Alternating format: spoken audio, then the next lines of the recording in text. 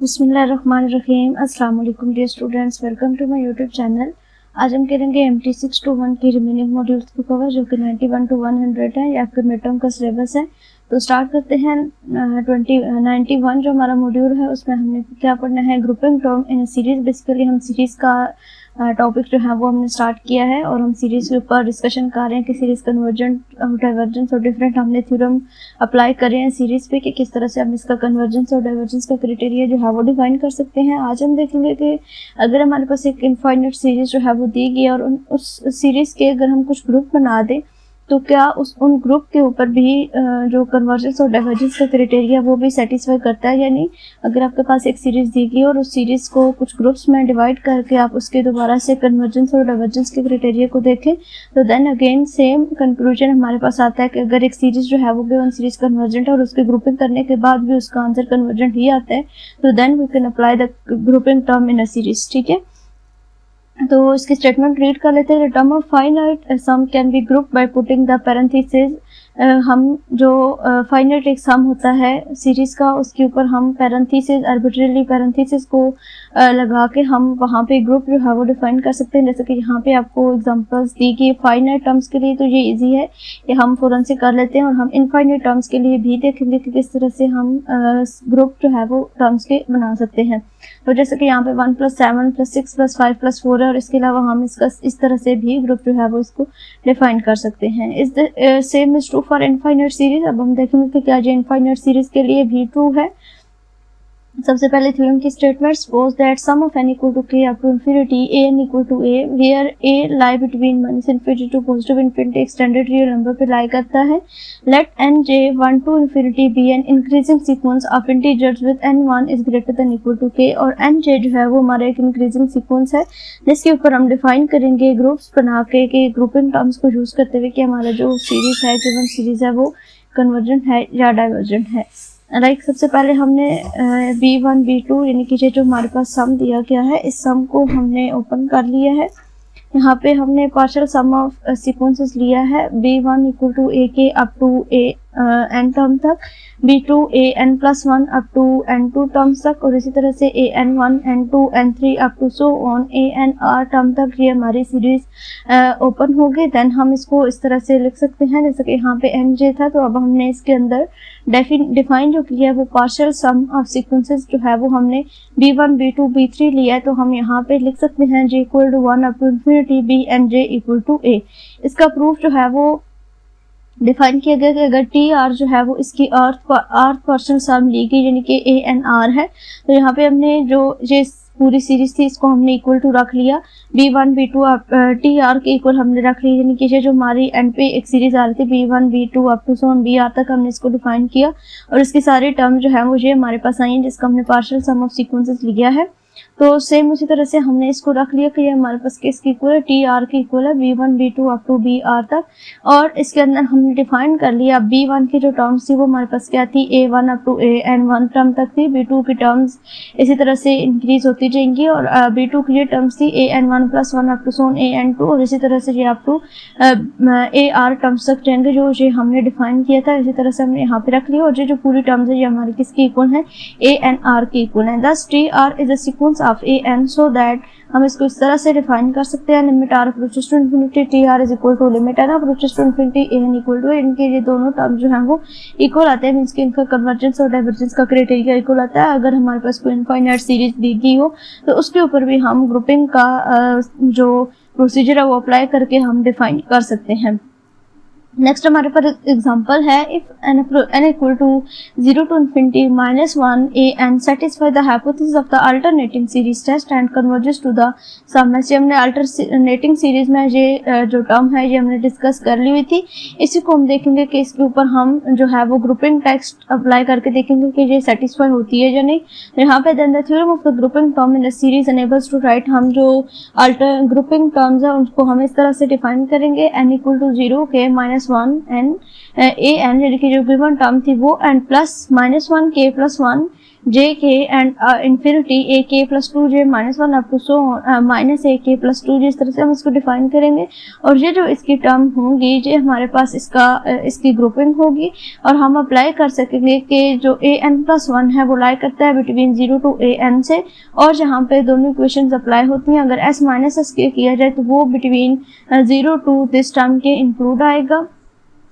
इसमें ये दोनों जो है वो इंक्लूड होंगे। इसके कन्वर्जेंस और डाइवर्जेंस के क्राइटेरिया को हमने जो है वो अगर डिक्लेयर करना हो तो हमें अच्छे से जो है वो इसको ध्यान में रखना होगा कि यहाँ पे हमारी जो ग्रुपिंग हम कर रहे हैं उसमें हमारी फर्स्ट टर्म कौन सी है और सेकंड टर्म कौन सी है, और इसका जो थ्योरम है ये इसको अपने माइंड में रखना है कि यहाँ पे अल्टरनेटिंग सीरीज और जो टेस्ट है वो जो है वो हमने इसके ऊपर अप्लाई किया है। देन नेक्स्ट एग्जांपल है if it is tempting to write, यहाँ पे हम इस तरह से भी ये जो हमारा सम ऑफ दिस है -1 n प्लस 1, इसको जब हम n की वैल्यूज को नेक्स्ट लेते जाएंगे, इसको ग्रुपिंग में डिफाइन करेंगे तो हमारे पास ये इसकी टर्म्स आएंगे 1 - 1 प्लस 1 - 1 प्लस अप टू सोन, जितने भी हम इन्फिनिटी तक इसको लेके जाएंगे तो एट द एंड हमारे पास ये पूरा जो सिस्टम है ये 0 का हो जाएगा, 1 - 1 0 1 - 1 0 और ये इसकी सारी टर्म्स जो है वो 0 हो जाएंगी। और हम इसको इस तरह से कंक्लूड कर सकते हैं कि n equal to 1 infinity minus 1 equal to 0 इनकी ये कन्वर्ज करती है।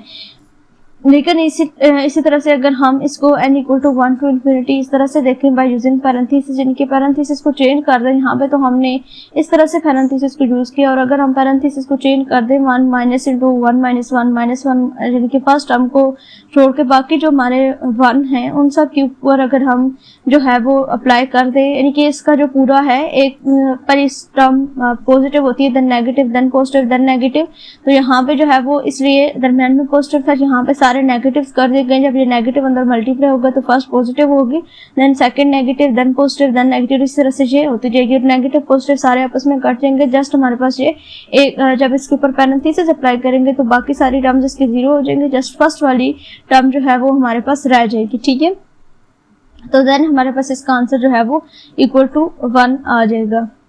ठीक है, देन नेक्स्ट जो हमारा टॉपिक है उसमें हमने रीअरेंजमेंट ऑफ सीरीज करनी है कि अगर हमारे पास कोई इस तरह की टर्म जो है वो दी गई हो, एक सीरीज गिवन हो, उस सीरीज की हम रीअरेंजमेंट करें और देखेंगे कि वो सीरीज भी जो है वो एब्सोल्युटली कन्वर्ज करती है या डाइवर्ज करती है। अगर जो है वो गिवन सीरीज जो हमें पहले दी गई थी उस सीरीज को हम इस तरह से रीअरेंज करेंगे कि उसमें से हमने 2 टर्म्स लेनी होंगी और देखेंगे कि वो भी उसके ऊपर सेटिस्फाई होती हैं या नहीं होती। तो थ्योरम को रीड कर लेते हैं। Sum of n equal to 1 up to infinity b and is rearrangement of an absolutely convergent series, यानी कि ये हमारे पास जो सीरीज दी गई है इसकी रीअरेंजमेंट ये हो गई। देन अगर जो है ये जो हम इसकी रीअरेंज करेंगे वो भी एब्सोल्युटली कन्वर्जेंट होगा एंड टू द सेम सम, यानी कि ये जो सम गिवन होगा अगर ये एब्सोल्युटली कन्वर्जेंट है तो जो हम रीअरेंजमेंट करेंगे अपनी सीरीज की वो भी एब्सोल्युटली कन्वर्जेंट होना चाहिए। जहाँ पे इसका छोटा सा प्रूफ है इसको एक दफा जस्ट देख लेते हैं, इसको बेशक आप स्किप कर सकते हैं। यहाँ पे सम पार्शियल सम ऑफ सीक्वेंसेस लिए जाए और हम ऑलरेडी डिस्कस कर चुके हैं। यहाँ पे इनकी एब्सोल्यूट वैल्यूज जो है वो ली गई हैं और अगर n is greater than equal to 1 हो तो यहाँ पे एक इंटीजर k n एग्जिस्ट करता है और इसमें b1 b2 bn terms include होंगी अमंग a1 a2, और हम फिर इसको इस तरह से डिफाइन करेंगे कि bn is less than equal to a k n और an जो है वो बाउंडेड है। अगर वो बाउंडेड है तो ऑब्वियसली वो एक कन्वर्जेंट है, और अगर वो अगर an हमारा कन्वर्जेंट या बाउंडेड है तो देन हमारा जो bn है वो भी जो है वो कन्वर्जेंट सीक्वेंस होगा। इसी तरह से अगर an इक्वल टू ये सीक्वेंस हो, अगर इनकी सिंपल वैल्यूज को लिया जाए विदाउट एनी एब्सोल्यूट तो इनका सम जो है उस तरह से डिफाइन किया जाता है, तो ये दोनों इक्वल आती हैं। और यहाँ पे जो है वो एक एप्सिलॉन कंसीडर किया जाता है, एप्सिलॉन कोई भी छोटे से छोटी वैल्यू आ जाती है। कॉची सीक्वेंस कन्वर्जेंस सीक्वेंस जो है वो अप्लाई किया गया यहाँ पे, और इन सारी टर्म्स के लिए यहाँ पे एक इंटीजर n डिफाइन किया गया है और इसकी एब्सोल्यूट वैल्यूज को जो है वो लिया गया है। और एब्सोल्यूट वैल्यूज लेने के बाद हमारे पास जो आंसर आता है an माइनस bn, जब हम करेंगे इनकी एब्सोल्यूट वैल्यूज को हम कैलकुलेट करेंगे तो एट द एंड हमारे पास इक्वल टू 0 आता है। अगर इक्वल टू 0 आता है तो इट्स मीन के जब हमारे पास कन्वर्जेंस का क्राइटेरिया डिफाइन हो जाता है an minus bn equal to 0 हो तो मीन्स कि हमारे पास क्या आ जाएगा, a इक्वल टू b आ जाएगा। ठीक है, उसके बाद हमारा जो टॉपिक है उसमें हम देखेंगे कि हम सीरीज की एडिशन और मल्टीप्लिकेशन किस तरह से करते हैं। सबसे पहले हम मल्टीप्लिकेशन डिफाइन करने, तो सबसे पहले हम एडिशन को देख लेते हैं। If sum of A n is equal to a and sum of b N equal to b, then there sum a n plus b n is equal to a plus b and sum of c a equal to c a. ये हम already पिछले अपने modules में discuss कर चुके हैं। इस तरह के टर्म्स को हमने लिमिट के ऊपर भी देखा था और सम में भी इन टर्म्स को हम डिफाइन कर चुके हैं फॉर सम फिक्स्ड सी। तो यहाँ पे जो है वो इनके प्रोडक्ट को सबसे पहले दिखाया गया कि किस तरह से हम इनको प्रोडक्ट को डिफाइन करते हैं। A naught b naught a naught B one, यानी कि सबसे पहले ए नॉट की टर्म के साथ हमारा B naught B one B two B three आएगा। ये इस तरह भी इंक्रीज होती जाएंगी और इनफाइनाइट टर्म्स तक ये इंक्रीज होंगे और इसी तरह से ये डाउनवर्ड भी इसी तरह से इंक्रीज होती जाएंगी। इनके a naught a one a two a three यहाँ से इंक्रीज होगा और b one B two B three जो है वो इस साइड पे इंक्रीज होता जाएगा। इस तरह से हम इसको डिफाइन करते हैं इनके प्रोडक्ट को। और इसके अलावा जो है वो इसका सेंसेबल डेफिनेशन क्या बनती है प्रोडक्ट की, वो ये बनती है, उसको माइंड में रख लें, आपकी ऑब्जेक्टिव के पॉइंट ऑफ व्यू से इंपॉर्टेंट है। बाकी इसका ये जो प्रूफ वगैरह दिए गए हैं इसको ज़्यादा जो है वो करने की ज़रूरत नहीं है। यहाँ पे और एक तरीका दिखाया गया कि हम इस तरह से भी प्रोडक्ट ले सकते हैं, इस साइड पे आ सकते हैं, कि हर एक टर्म को हमने मल्टीप्लिकेशन में इंक्लूड करना होता है। तो ए नॉट बी नॉट को इससे इधर आएंगे, फिर यहाँ से यहाँ आ सकते हैं, यहाँ से यहाँ, यहाँ से इधर, और ये डिफरेंट एरोस लगे हुए आई होप के इधर से आपको समझ आ जाए कि इस हर एक टर्म को हमने मल्टीप्लिकेशन में इंक्लूड करना होता है। तो ये सारी टर्म इस तरह से इंक्लूड होती जाएंगी। ठीक है, यहाँ से हमने स्टार्ट किया, यहाँ आए, इधर से यहाँ, हम इस तरह से करके इस पूरी जो हमारा ये जो मल्टीप्लिकेशन का क्राइटेरिया हम इसको ले सकते हैं। और इसके अलावा हम इनफाइनाइट सीरीज को इस तरह से भी मल्टीप्लाई कर सकते हैं डायगोनली भी, के फर्स्ट से स्टार्ट किया, इसके डायगोनल को इस साइड पे, फिर यहाँ से इस तरह से। मतलब ये है कि हर एक टर्म को जो है वो हमें इसमें इंक्लूड करना होता है। तो हम डायगोनली भी मल्टीप्लाई कर सकते हैं और ये जो वे हमने डिफाइन की है इस वे में भी इसकी मल्टीप्लिकेशन हो सकती है। There are infinitely many other ways के डिफरेंट और तरीके भी हैं। And to each correspond a series that we might consider to the product of the given series and raise the question if ये दोनों इक्वल हो तो देन इनका प्रोडक्ट जो है वो किस तरह से हम डिफाइन कर सकते हैं। इसको हम नेक्स्ट थ्योरम में देखते हैं कि ये अगर ये सम इक्वल टू ए और ये सम इक्वल टू बी हो तो फिर इनका सम जो है वो किस तरह से निकलेगा। तो थ्योरम देख लेते हैं। Let sum of N equal to 0 infinity N is equal to this and sum of N equal to 0 infinity B N equal to this and A B are the finite and at least one term of the series is non zero. Then n equal to 0 infinity p n equal to a b होगा for every sequence p n obtained by ordering the product if and only if की condition आ गई। ये theorem just आप जो है वो देख लें कि अगर ये दोनों सीरीज हों तो फिर इस तरह इसका आंसर जो है वो बेसिकली यहाँ से यहाँ तक है। बाकी इसका आगे जो है इनके दोनों को मल्टीप्लाई करने से एक नया जो सीरीज है वो हमारे पास आती है और ये दोनों कन्वर्जेंट होंगी absolutely moreover in this case P N converges absolutely, यानी कि जो इन दोनों को मल्टीप्लाई करने से जो हमारा आंसर आएगा वो भी एब्सोल्युटली कन्वर्ज कर रहा होगा। ठीक है, उसके बाद आगे इसका प्रूफ दिया गया वो बहुत लेंथी सा है, आप बेशक इसको स्किप कर सकते हैं, इंपॉर्टेंट भी नहीं है। वो एग्जाम्पल का क्राइटेरिया जो अभी हमने पीछे देखा कि हम किस तरह से मल्टीप्लाई करते हैं वो डिफाइन किए गए। फिर different terms A and B N के लिए लिए हैं और उनको मल्टीप्लाई करने के बाद एट द एंड ये आंसर हमारे पास आता है कि हम जो है वो अगर दो टर्म्स उनको मल्टीप्लाई करें उनका आंसर आता है। अगर वो ए और बी दोनों कन्वर्जेंट है एब्सोल्युटली तो जो उसका आंसर आएगा वो भी कन्वर्ज करेगा।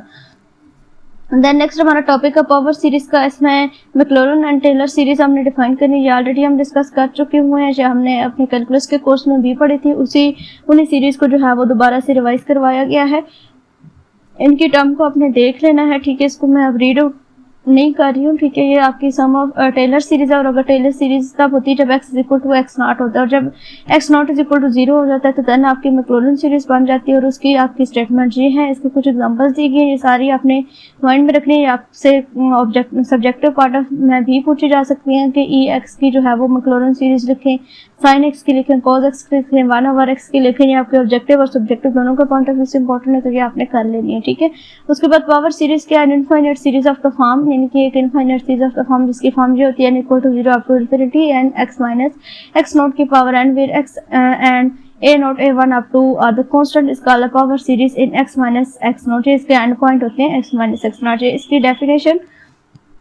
और अगर x इज इक्वल टू 0 हो जाता है तो ये सीरीज हमारे पास बन जाती है जिनके मैक्लॉरन सीरीज की फॉर्म में हमारे पास ये इसका आंसर आता है। देन थ्योरम में हमारे पास for the power series sum of n is equal to 0 infinity a n x minus x naught and define r. R जो है वो हमारा यहाँ पे डिफाइन होगा radius of that convergence. Radius of convergence हम इसको लिखेंगे in the extended real number. Extended real जब जहाँ पे भी आपका एक्सटेंडेड रियल नंबर का वर्ड आएगा, सेंटेंस आएगा, तो इसका मतलब है कि आपका जो इंटरवल लाई करता है वो minus infinity to positive infinity lie करता है। Minus infinity to positive infinity आपका एक्सटेंडेड रियल नंबर का इंटरवल होता है। तो इसको हम किस तरह से फिर डिफाइन करते हैं, 1/r equal to limit supremum A N 1/n and N approaches to infinity. इसको इस तरह से भी डिफाइन किया जा सकता है, या फिर r is equal to 1/, limit supremum A N 1/n and approaches to infinity. और इसकी कितनी पॉसिबिलिटीज हो सकती हैं, r इज इक्वल टू 0 हो सकता है, r is equal to infinity हो सकता है, मीन्स कि ये कन्वर्ज कर सकता है, डाइवर्ज कर सकता है, या इसका आंसर जो है वो 0 और इन्फिनिटी के दरमियान आ सकता है। Then the power series converges, ये कन्वर्जेस का क्राइटेरिया है। अब यहाँ पे डिफरेंट और क्राइटेरिया डिफाइन किए गए कि अगर limit supremum n approaches to infinity and 1/n equal to infinity हो तो r इज इक्वल टू 0 होता है और power series converges only for x equal to x naught. और अगर ये जो हमारी टर्म है इक्वल टू 0 होता है, r इक्वल टू इन्फिनिटी होता है, तो फिर ये कन्वर्ज करेगी फॉर r x के लिए। r जो है वो हमारा फॉर r x के लिए कन्वर्ज करेगा अगर limit supremum n approaches to infinity not is equal to 0 होता है, और जो हमारा r है वो लाई करता है 0 से इन्फिनिटी के दरमियान, और पावर सीरीज कन्वर्ज करती है for the end point x not minus r and x not plus r। ठीक है, यानी कि एट द एंड पॉइंट पे हम ये डिसाइड नहीं कर सकते कि ये हमारा कन्वर्ज कर रहा है या फिर डाइवर्ज कर रहा है।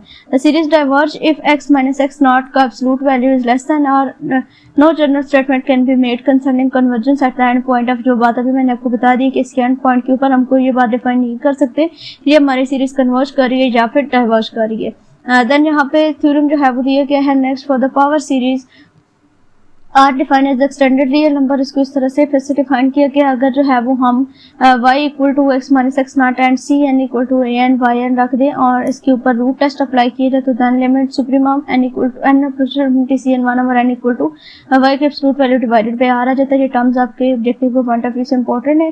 r is the radius of convergence, जो मैंने बात आपको स्टार्टिंग में ही बता दी है कि r हमारे पास क्या है, radius of convergence of power series, and ये जो इसके है ये इसके इंटरवल ऑफ कन्वर्जेंस है या फिर एंड पॉइंट आप इनको कह सकते हैं। ये आपके ऑब्जेक्टिव के पॉइंट ऑफ व्यू से इंपॉर्टेंट पॉइंट है।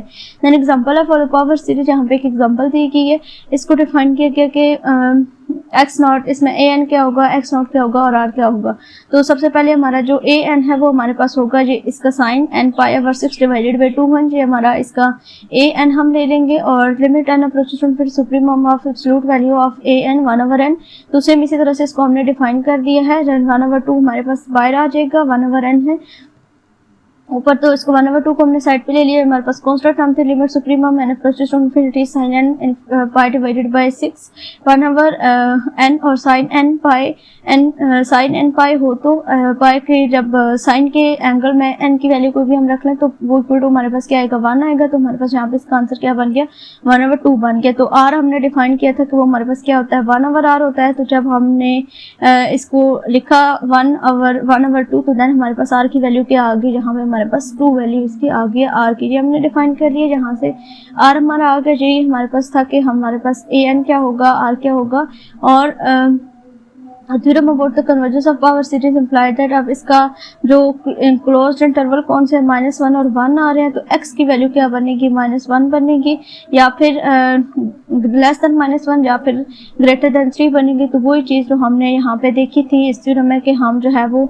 डिफाइन नहीं कर सकते कि एंड पॉइंट पे ये हमारा जो स्टेटमेंट है गिवन सीरीज है वो कन्वर्ज करिए या फिर डाइवर्ज करिए, इसमें यही बात डिफाइन की गई है। देन नेक्स्ट फिर पावर सीरीज दी गई, इसमें भी हमने एन एक्स नॉट और आर फाइंड करना है। ये भी सेम इसी तरह से हमने एन ले लिया 1/n अप टू n और 1/n सुप्रीमम ऑफ दिस, इसको हम लॉग की फॉर्म में भी लिख सकते हैं। और एक्सपोनेंट और लॉग जो है वो एक दूसरे के एंटी होते हैं, एक दूसरे के इनवर्स होते हैं, जिसको हम e की पावर 0 आ जाएगा, और एनी टर्म पावर 0 हो तो वो इक्वल टू हमारे पास किसके होता है, 1 के होता है। तो यहाँ पे r की वैल्यू भी 1 नहीं आएगी, and converges absolutely uniformly in the close of interval -1 to 1, और x की जो वैल्यू होगी वो -1 होगी या फिर x की वैल्यू 1 होगी। तो यहाँ पे हमारे पास कन्वर्ज करके जब x इक्वल टू -1 होगा, और डाइवर्ज करती है जब हमारे पास सीरीज ये बन जाएगी इस तरह से, तो हम ये डाइवर्जेंट सीरीज का क्राइटेरिया होता है। ठीक है, उसके बाद नेक्स्ट हमारे पास थ्योरम दिया गया the radius of convergence of sum of A n x minus x naught की power n is given by 1/r limit. अब यहाँ पे हमारे पास जो है वो ये चेंज हो गया, जैसे कि हमारा ये जो पिछले थ्योरम इसमें डिफाइन हमने किया था, एक दफ़ा उसको फिर से देख लेते हैं। ये हमारे पास था 1/r limit supremum a n 1/n और n अप्रोचेस टू इन्फिनिटी।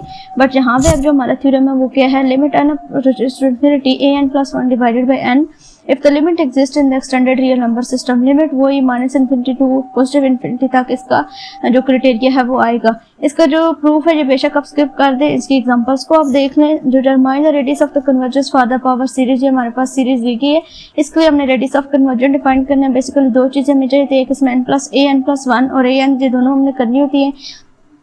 जो आपकी ये टर्म होती है ये आपकी an+1 की टर्म होती है, और ये जो आपकी टर्म है ये आपकी यानी कि nth टर्म ऑफ सीरीज होती है जो आपको दिया गया होता है। तो ये हमारे पास क्या है, xn है यहाँ पे और n फैक्टोरियल है। जब हम लिखेंगे an+1 हमारे पास होगा वो हमारे पास n फैक्टोरियल है, और an जो है वो हमारे पास क्या बन जाएगा, n+1 फैक्टोरियल। जब इसको हम मजीद आगे खोलते हैं n फैक्टोरियल को, तो वो हमारे पास क्या बनता है, n+1। जब n फैक्टोरियल को ओपन करें तो n+1 n+2 up to so on, ये n टर्म तक इन्फिनिटी टर्म तक जाता है। तो n factorial divided by n+1 ये हमारे पास आ जाएगा। इसकी एब्सोल्यूट वैल्यू जब हमने ली तो this equal to 1/n+1 is equal to 0 आ जाएगा। यानी जब इसको हम ओपन करेंगे तो बाकी सारी टर्म्स इसकी कैंसिल हो जाएंगी, जस्ट हमारे पास 1/n+1 बचेगा। इसके ऊपर जब हमने लिमिट अप्लाई की तो वो इक्वल टू 0 आ गया। जब ये इक्वल टू 0 है तो r जो है वो क्या होता है, 1/this होता है। तो जब हमने 0 को इसके ऊपर डिवाइड किया 1/0 तो वो हमारे पास क्या होता है, इन्फिनिटी के इक्वल होता है। That the series converges for all x। ये हमने इसकी प्रॉपर्टीज में देखा था, वो आपने लाजमी देख लेनी है प्रॉपर्टीज को, तब आपको ये समझ आ जाएगी कि आर की वजह जहाँ से कैसे निकलेंगे। फिर सेम इसी तरह से नेक्स्ट हमारे पास ये स्टेटमेंट है, इसमें भी हमने रेडियस इसका कन्वर्जेंस का क्राइटेरिया डिफाइन करना है, n फैक्टोरियल xn। यहाँ पे भी हमारे पास an+1 डिवाइडेड बाय n, तो n+1 हमारे पास क्या बनेगा, n+1 का फैक्टोरियल, एंड an हमारे पास होगा n फैक्टोरियल। इसकी टर्म्स को ओपन करने के बाद हमारे पास बचेगा limit n approaches to infinity n+1 जो कि आपके पास इक्वल टू इन्फिनिटी क्या आ जाएगा। अगर ये इन्फिनिटी की इक्वल है तो r आपका 0 आ जाएगा। तो सीरीज कन्वर्ज करेगी सिर्फ और सिर्फ x इज इक्वल टू 0 के लिए। फिर नेक्स्ट इसकी एग्जाम्पल है कन्वर्जेंस की। इसमें भी ये टर्म दी कि यहाँ पे रो कांस्टेंट जो है वो p की जो वैल्यू है वो कांस्टेंट है। तो यहाँ पे भी सिंपल इसी तरह से हमने डिफाइन किया। जस्ट जो हमारे पास क्या था, x2n था, इसको हमने लेट कर लिया x2 को कि ये किसकी इक्वल है, y की इक्वल है। तो देन हमने इसको y को यहाँ पे पुट कर लिया, और सिंपल इसी तरह से an+1 और an को हमने डिफाइन किया। इनको डिवाइड करने के बाद इसकी लिमिट जो है वो जब हमने अप्लाई की तो वो हमारे पास क्या आ गई है, 1/4 एक कांस्टेंट टर्म थी। तो यहाँ पे हमारे पास जो है जो y की एब्सोल्यूट वैल्यू है, जब हमने y के लिए देखा तो ये कन्वर्ज करेगी जब लेस देन होगा, डाइवर्ज करेगी जब ग्रेटर देन 4 होगी एब्सोल्यूट वैल्यू। जब हमने लेट किया था कि y equal to x square है, तो इसमें जब हम डालेंगे तो x की वैल्यू हमारे पास 2 बचेगी। जब इसके दोनों साइड पे अंडर रूट लेंगे तो y की वैल्यू 4 थी, अंडर रूट 4 हमारे पास 2 आ जाएगा। तो कन्वर्ज करेगी जब x इज लेस देन 2 होगा, और डाइवर्ज करेगी जब x की absolute value is greater then 2 होगी। तो ये था हमारा आज का लेक्चर। आई होप सो के लेक्चर आप सबके लिए हेल्पफुल रहे होंगे। हमने मिड टर्म का सिलेबस कवर कर लिया है। अगर आपको मेरे लेक्चर अच्छे से समझ आए हों और अगर आपको मेरे वीडियो लेक्चर सबको हेल्पफुल रहते हों तो आप चैनल को लाजमी सब्सक्राइब किया करें, लाइक किया करें, शेयर किया करें और कमेंट लाजमी किया करें, ताकि पता चले कि आपको लेक्चर्स की कितनी समझ आ रही है और मज़ीद जो है वो चीज़ों को किस तरह से हम बेहतर कर सकते हैं आप सबके लिए। तो बेस्ट ऑफ लक आप सबको पेपर्स के लिए। अल्लाह ताला सबको कामयाब करे। तो मिलेंगे इंशाल्लाह इसके फाइनल टर्म के सिलेबस के साथ। तब तक के लिए अल्लाह हाफिज़।